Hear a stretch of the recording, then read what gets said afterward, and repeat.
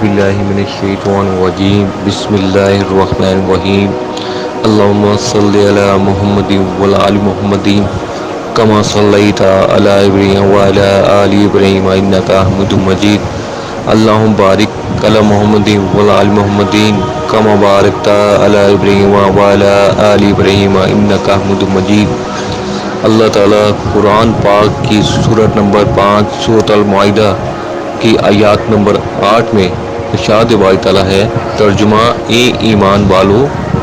ایسے بن جاؤ کہ اللہ کے احکام کی پابندی کے لیے ہر وقت تیار رہو اور انصاف کی گواہی دینے والے بنو،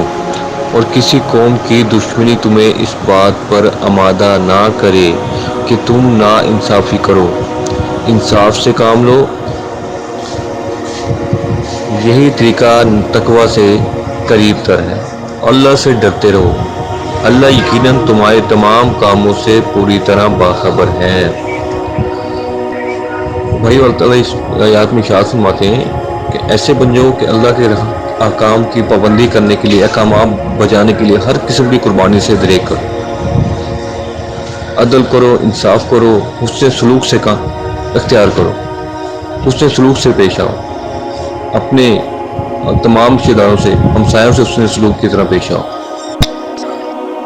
قرآن و سنت کی تعلیمات پر عمل کرو، اور انصاف کی گواہی دینے کے لیے ہر وقت تیار ہو۔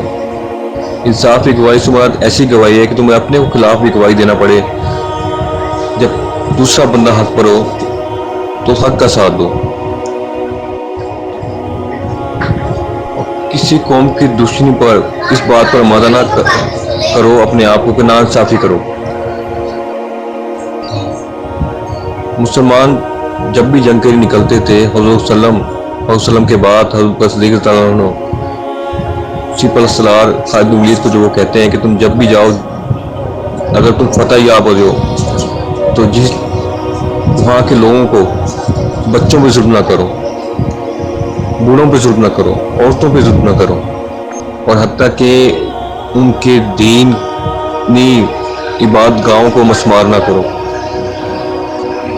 انصاف سے کام لو۔ تاریخ اس بات پہ گواہ ہے کہ مسلمانوں نے کبھی بھی ظلم و ستم نہیں کیا، فتح یاب ہو کر بھی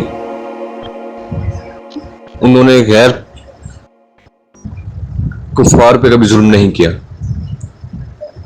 انصاف سے کام لیا ہے، عدل و انصاف سے کام لیا ہے۔ اسلام بھی یہی کہتا ہے کہ انصاف سے کام لو، یہی طریقہ تقوی ہے، یعنی کہ ایک مومن جو ہوتا ہے اس کا اللہ سے رشتے کا یہی تقاضا ہے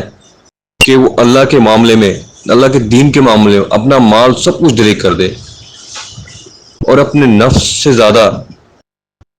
اللہ کے احکامات پر عمل کرے۔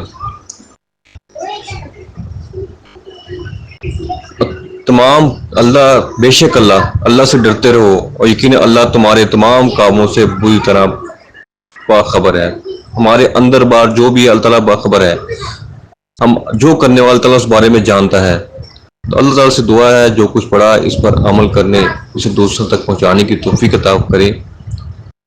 اور اللہ تعالیٰ ہمیں قرآن شریف کو ترجمے کے ساتھ پڑھنے، سمجھنے